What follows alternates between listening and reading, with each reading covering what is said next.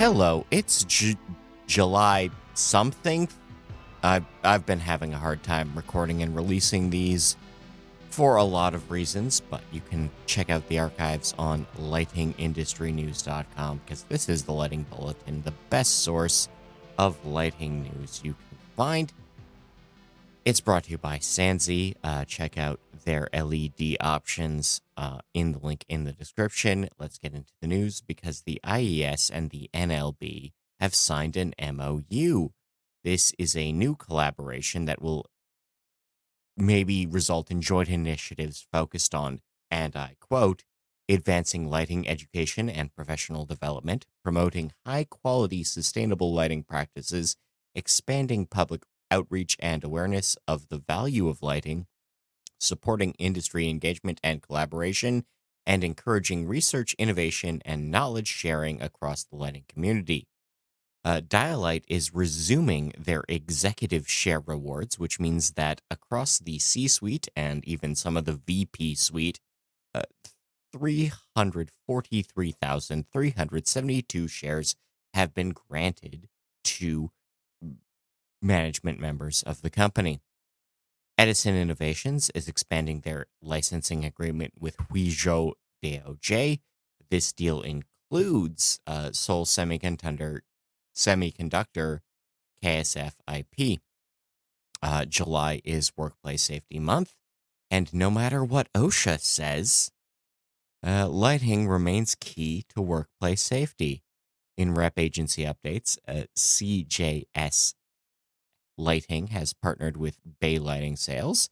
Classic Wire and Cable has picked reps for Illinois, Colorado, Wyoming, and Nebraska.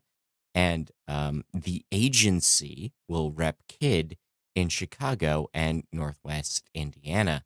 The National Association of Home Builders marks UV Awareness Month, which reminds you that you should just probably provide sunscreen to people. Seems like a good idea. Q3 at Acuity shows net sales up 1.6%, with 1.6 million in tariff refunds coming back to the company. Leviton has reduced their greenhouse gas emissions by 45%. This is a self-imposed milestone as part of an overall 10-year plan to reduce their carbon use. CIE has launched 2 new sets of tutorials. These are advanced tutorials on the measurement uncertainty and LED reference spectra. A Danish theater has used junk, literally crystal like discards from the manufacture of crystals, in an art piece.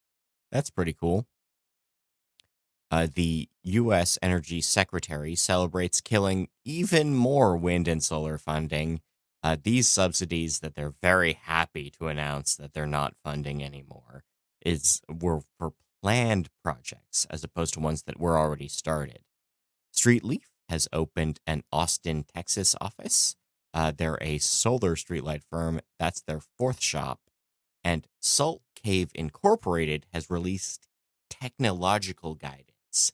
These are new design rules for authentic salt therapy design and protocols.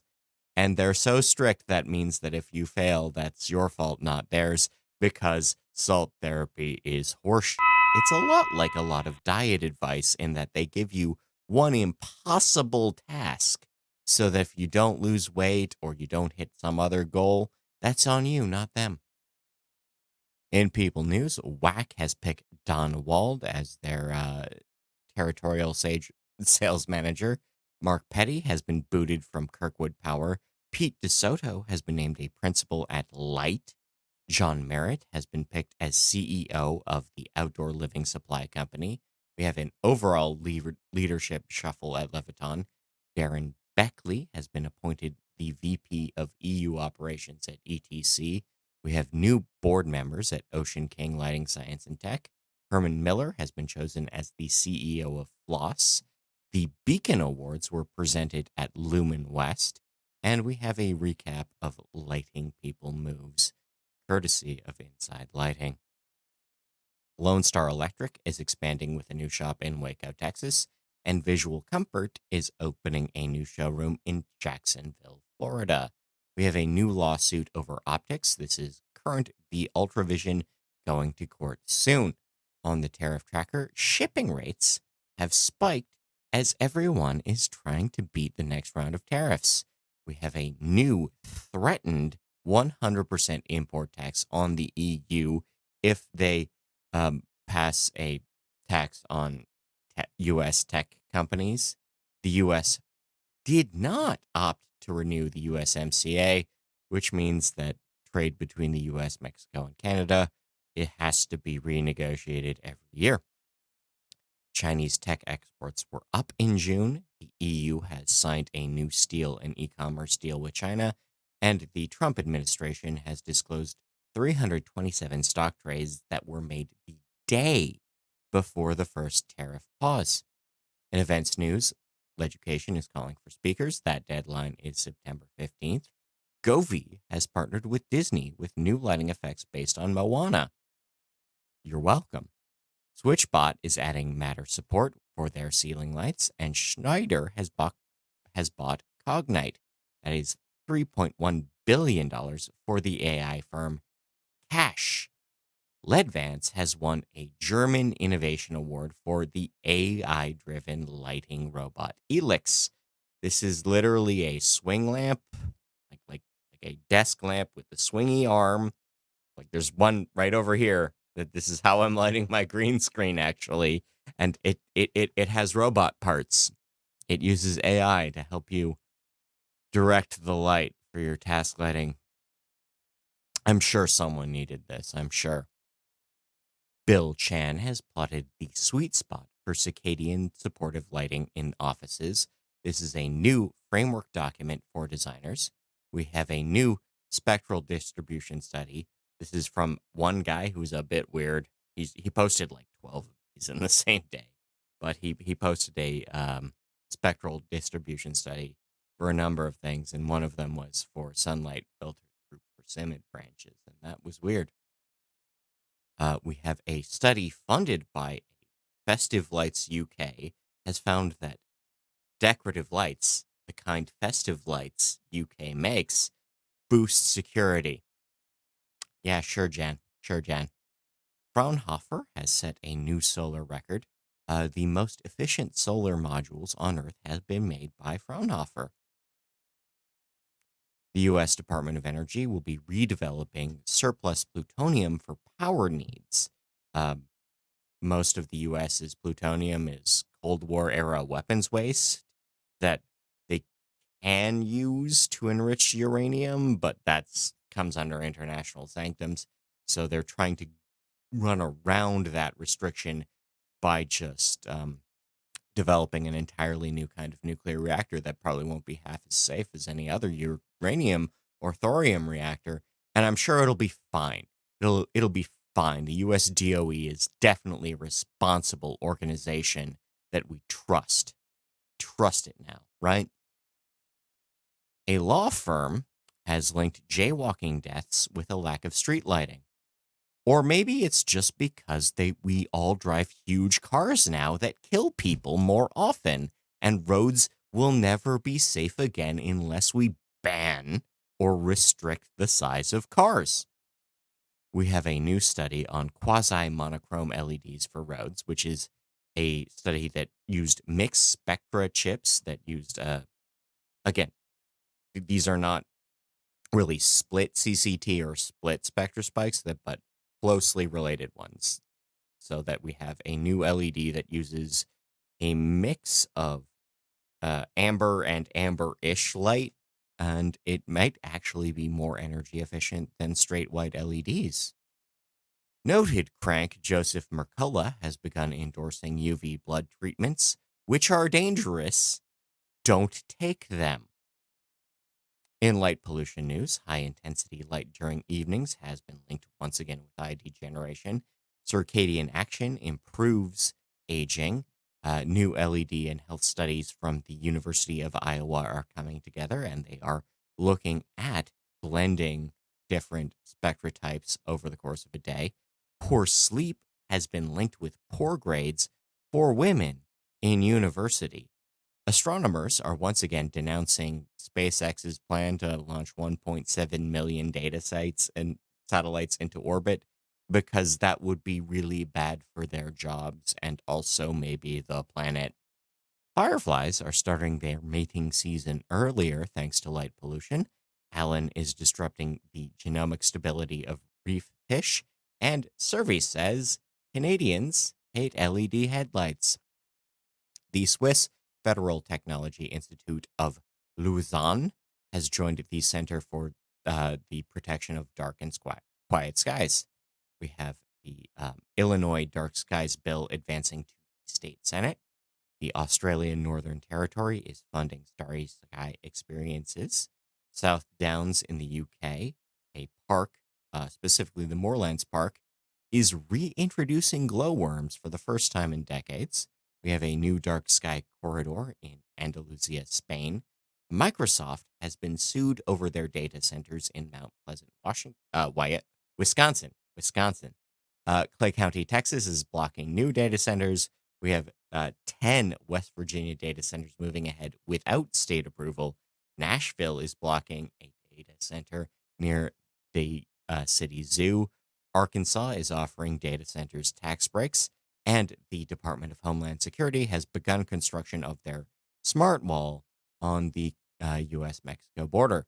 In Manila, they're complaining about billboard brightness, and maybe that will change.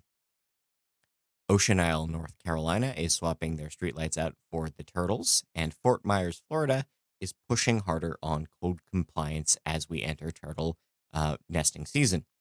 In indoor horticulture, we have a new study for smart greenhouses and plant disease detection.